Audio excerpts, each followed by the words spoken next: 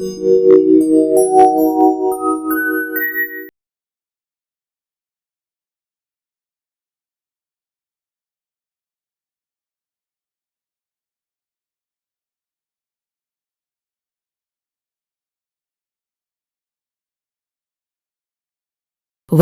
समय के अधिकांश माता पिता इस बात को लेकर दुखी रहते हैं कि उनके बच्चे उनका कहना नहीं मानते, बात बात पर गुस्सा करते हैं, चिड़चिड़ाते हैं, उद्दंड हो गए हैं, आदि आदि। बंधुओं, यही कुसंस्कारी बच्चे यदि समय रहते न सुधर पाएं, तो बड़े होकर अपने ही माता पिता पर हाथ उठाते हैं। कई बच्चे अपने वृद्ध माता पिता को वृद्धाश्रम तक भेज देते हैं और कुछ तो बड़ी बड़ी दुर्घटनाओं को भी अंजाम देते हैं, जिसका दंश परिवार और समाज को झेलना पड़ता है। माता पिता को बेइज्जती सहन करनी पड़ती है और बड़ा अफसोस होता है उस संतान के जन्म पर जिसके जन्म के लिए डॉक्टरों के चक्कर लगाए थे, जगह जगह मन्नतें मांगी थी, बड़े बड़े सपने संजोए थे और जन्म के बाद पालने पोसने, खिलाने पिलाने और पढ़ाने लिखाने में एड़ी चोटी एक कर दी थी। भाइयों बहनों, अब आपके हमारे लिए यह एक गहन मंथन का विषय है कि आखिर माता पिता और परिवार वालों ने संतान के परवरिश में ऐसी कौन सी कमी कर दी थी, उनसे ऐसी कौन सी भूलें हो गई थी जिसके कारण उन्हें संतान के होने पर आज पश्चाताप करना पड़ रहा है। और साथ ही यह भी गहन अध्ययन का विषय है कि दुनिया में जो बच्चे सुसंस्कारी हुए, माता पिता के आज्ञाकारी हुए, परिवार, समाज और राष्ट्र के लिए गौरव का कारण बने, उनके जन्म और पालन पोषण में कौन सी पद्धति अपनाई गई थी। गर्भ विज्ञान के इस चलचित्र में हम इसी रहस्य को आध्यात्मिक और वैज्ञानिक दृष्टि से समझने का प्रयास करेंगे, ताकि भविष्य में बनने वाले माता पिता श्रेष्ठ संतान प्राप्त करने की विधा को समय रहते समझ सकें और सीख सकें। बंधुओं, संतान का निर्माण वस्तुतः उसके पैदा होने के बाद नहीं, गर्भकाल से ही आरंभ हो जाता है और जन्म लेने तक लगभग 80% पूरा हो जाता है। यह प्रक्रिया हमें दिखाई नहीं देती, पर अदृश्य रूप से चलती रहती है। वॉइस रिकॉर्डर आवाज को जैसे अंकित कर लेता है, उसी तरह गर्भवती के मन में उठने वाले अच्छे बुरे सभी विचार एवं भावनाएं शिशु अपने अवचेतन मस्तिष्क में समेट लेता है। वह पूरी तरह से आत्म चैतन्य भी होता है। जीवात्मा पुराने शरीर को छोड़ चुकी होती है और इस नए शरीर की अनुभूति में नहीं होती, इसलिए उसका अवचेतन मन सभी नए अनुभूतियों को अपनी स्मृति में रखता जाता है। माँ की सोच, भावनाएं, व्यवहार एवं वातावरण का गर्भस्थ शिशु पर बहुत ही गहरा प्रभाव पड़ता है। आइए इसे समझने के लिए हम अपने स्वर्णिम इतिहास की ओर देखें।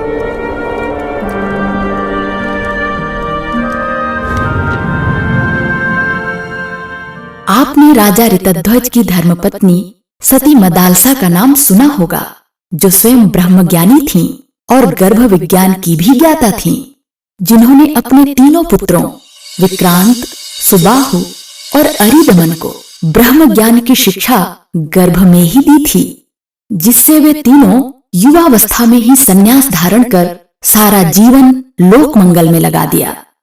राजा ऋतध्वज ने एक दिन महारानी मदालसा के समक्ष अपनी चिंता व्यक्त करते हुए कहा कि आपने तीनों पुत्रों को सन्यासी बना दिया।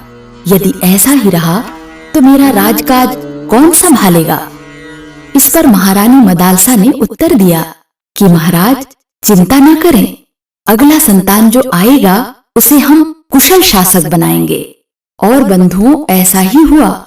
राजा ऋतध्वज और महारानी मदालसा दोनों ने ही गर्भधारण के 3 माह पूर्व से ही संकल्प पूर्वक वातावरण बनाना प्रारंभ कर दिया। शौर्य और साहस से संबंधित साहित्य का अध्ययन किया। शयन कक्ष को वीरता के प्रतीकों से सजाया।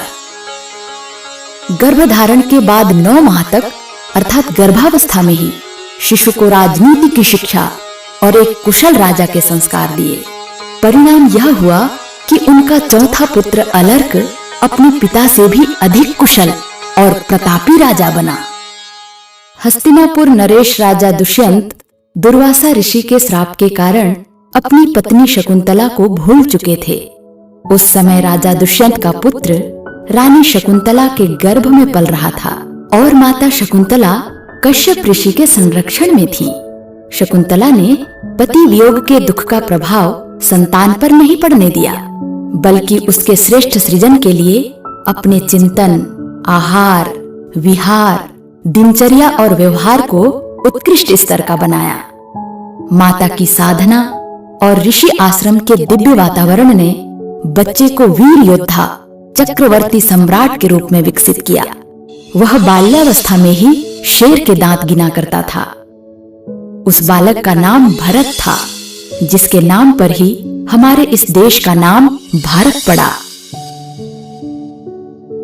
इसी प्रकार जीजाबाई ने शिवाजी का, माता सीता ने लवकुश का और पुतली बाई ने गांधी का निर्माण किया। बंधुओं, हमारे भारतीय संस्कृति में मनुष्य को सही मायने में मनुष्य बनाने और उत्तरोत्तर महामानव, देव मानव बनाने की प्रक्रिया संस्कार परंपरा के रूप में रही है। संस्कारों की परंपरा से भारत रहा महान, भारत रहा महान। संस्कारों की गरिमा से, संस्कारों की गरिमा से भारत रत्नों की खान। मेरा भारत रहा महान, मेरा भारत रहा। इस विशिष्ट पद्धति की खोज करने वाले अध्यात्म जगत के महान वैज्ञानिक हमारे ऋषि हुए हैं। यज्ञ के माध्यम से संपन्न होने वाले ये 16 संस्कार जन्म के पहले से लेकर मृत्यु के बाद तक आत्मा के परिशोधन का सशक्त माध्यम रहा है। जन्म के पहले गर्भ संस्कार के रूप में प्रथम 3 संस्कार अर्थात गर्भाधान, पुंसवन एवं सीमंतोन्नयन संस्कार संपन्न किए जाते थे। गर्भाधान संस्कार का उद्देश्य ये था कि पति पत्नी दोनों ही ये सुनिश्चित करें कि वे शारीरिक दृष्टि से स्वस्थ, मानसिक दृष्टि से परिपक्व एवं आर्थिक दृष्टि से समर्थ हो चुके हैं और अब परिवार व समाज की अनुमति लेकर माता पिता बनने की बड़ी जिम्मेदारी शास्त्रोक्त विधि से स्वीकार करते हैं। गर्भधारण के 3 माह बाद पुंसवन संस्कार का विधान है, जिसके बारे में आगे विस्तार पूर्वक समझेंगे।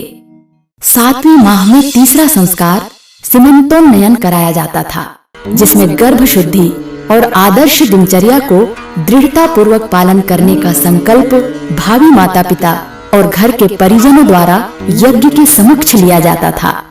युग ऋषि परम पूज्य गुरुदेव पंडित श्री राम शर्मा आचार्य जी ने देश काल व परिस्थिति को ध्यान में रखते हुए गर्भ के इन 3 संस्कारों में से केवल पुंसवन संस्कार को अनिवार्य रूप से संपन्न कराने का निर्देश दिया, जिसमें गर्भाधान और सीमंतोन्नयन संस्कार की शिक्षाओं, लाभ एवं वैज्ञानिकता का भी यथोचित समावेश किया गया है। बंधुओं, माता के शरीर से शिशु का शरीर बनता है, माता के विचार से शिशु का विचार और माता की भावनाओं से ही शिशु की भावनाएं बनती हैं। परिवार और समाज के वातावरण का भी गर्भस्थ शिशु पर बहुत गहरा प्रभाव पड़ता है।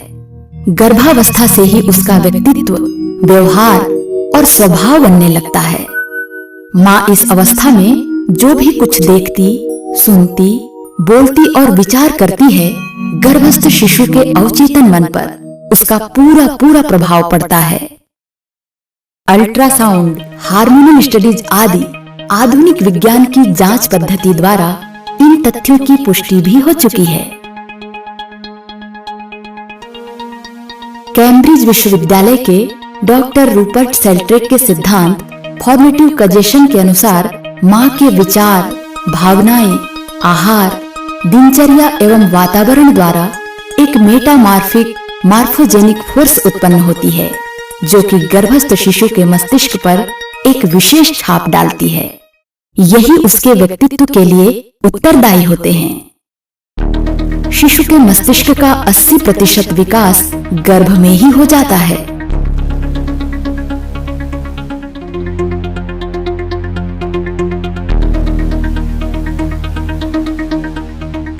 माँ प्रसन्न रहती है तो सकारात्मक हार्मोन्स जैसे सीरोटोनिन, एंडोर्फिन, एनकेफ्रिन का स्राव होता है।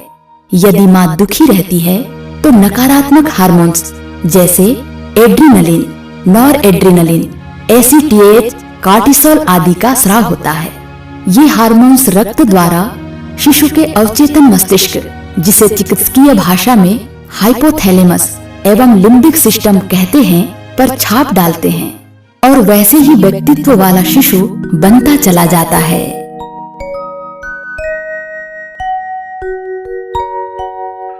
माँ के गर्भ में भ्रूण का विकास किस प्रकार होता है एवं वातावरण का प्रभाव किस प्रकार पड़ता है, आइए समझें। देखिए, ये प्रथम माह का भ्रूण है। दूसरे सप्ताह में बच्चे के मस्तिष्क का आधार न्यूरल प्लेट बन जाती है। तीसरे सप्ताह में न्यूरोएक्टोडर्म बन जाता है और चौथे सप्ताह में सभी संस्थानों की नींव बन जाती है। न्यूरल ट्यूब बन जाता है और इसी न्यूरल ट्यूब से ब्रेन और स्पाइनल कॉर्ड बनता है। तीसरे माह में शरीर के अंग बनने लगते हैं। सभी इंद्रियां जागृत होने लगती हैं। चौथे माह में स्वादेंद्रिय क्रियाशील हो जाती है। मस्तिष्क की कोशिकाएं 250,000 प्रति मिनट की रफ्तार से बढ़ने लगती है।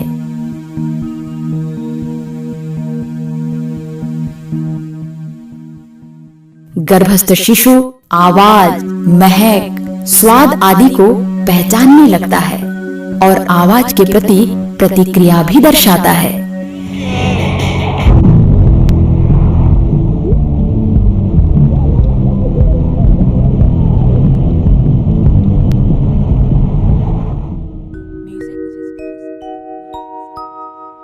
ऐसे विशेष समय में जब गर्भस्थ शिशु बाह्य वातावरण के प्रति संवेदनशील हो चुका है, माता पिता के चिंतन, व्यवहार एवं परिवार के वातावरण से प्रभावित होने लगा है, तब बच्चे को हम जैसा बनाना चाहते हैं, जो सिखाना चाहते हैं, वह सब अब संभव है।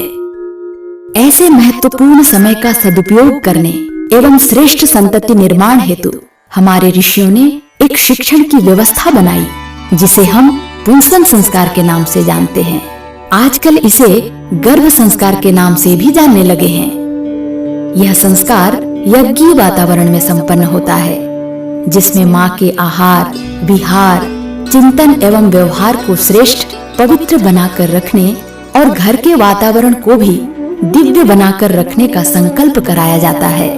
साथ ही यज्ञीय ऊर्जा एवं वेद मंत्रों के माध्यम से जीवात्मा के पूर्व जन्मों के कुसंस्कारों का परिशोधन और श्रेष्ठ संस्कारों का बीजारोपण किया जाता है।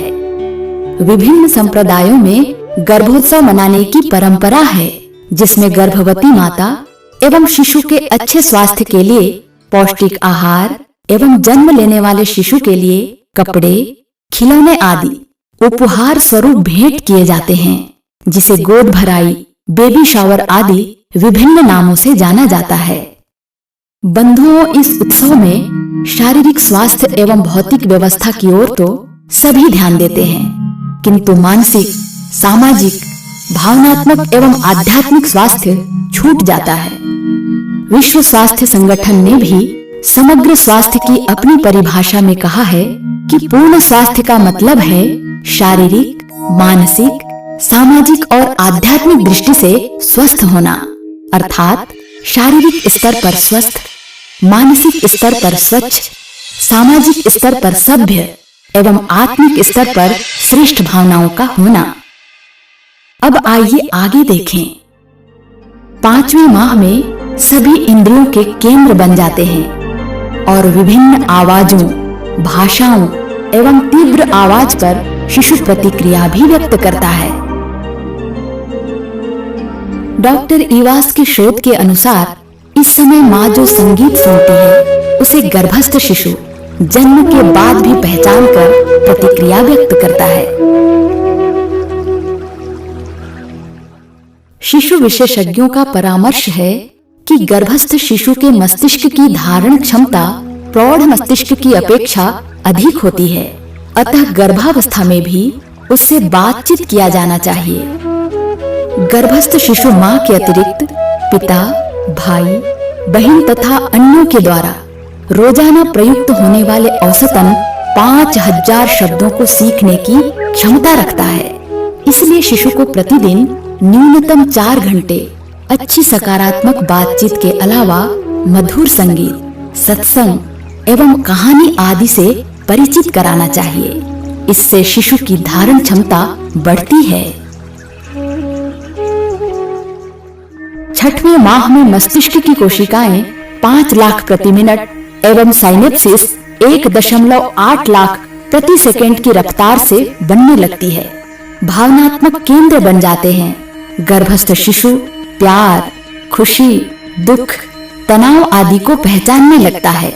स्वादेंद्रिय भी सक्रिय हो जाती है। पाश्चात्य वैज्ञानिकों ने अपने शोध में यह पाया कि इस समय गर्भस्थ शिशु मां के शारीरिक दर्द का भी अनुभव करने लगता है। मां के दुखी होने और प्रसन्न होने का प्रभाव गर्भस्थ शिशु पर किस प्रकार पड़ता है, आइए देखते हैं।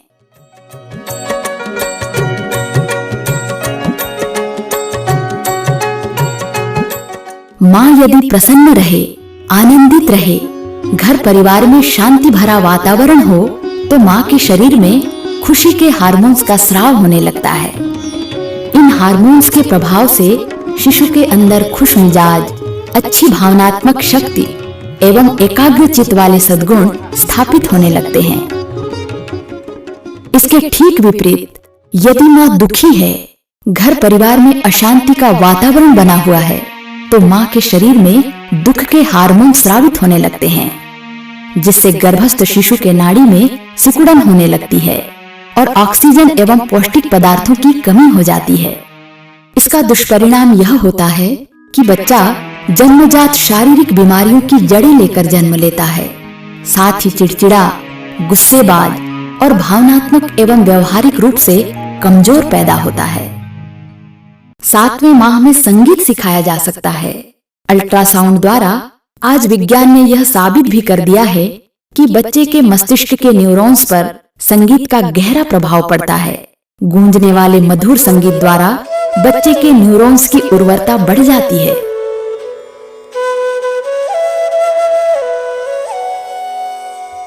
सबसे अच्छी प्राकृतिक गूंजने वाली आवाज ओम है।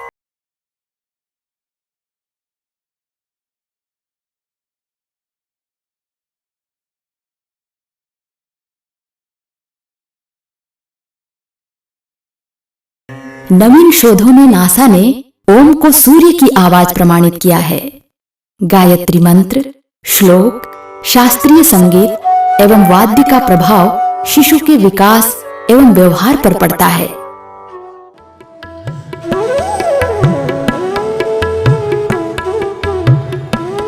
आठवें माह तक याददाश्त और सीखने के केंद्र पूर्ण रूप से विकसित हो जाते हैं और सारी इंद्रियां क्रियाशील हो जाती हैं।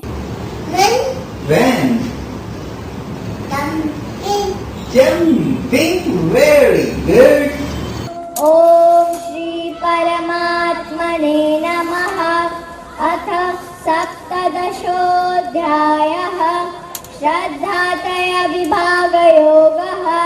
अर्जुन उवाच ये शास्त्रविधिमुत्सृज्य ओम भूर्भुवः स्वः तत्सवितुर्वरेण्यं भर्गो देवस्य धीमहि धियो यो नः प्रचोदयात् स्वाहा। इदं गायत्री इदं नमः। महामन्त्रजितने जगमाहि कोहु गायत्री समनाहि सुमिरत हिय में ज्ञान प्रकाश आलस पाप अविद्या नाश माता स्वदीय पद पंकज भक्ति युक्ता ये त्वां भजन्ति निखिलान् परान् विहाय ते निर्जरत्वमिह यान्ति कलेवरेण भुवनि वायु गगनाम्बुवि निर्मितेन।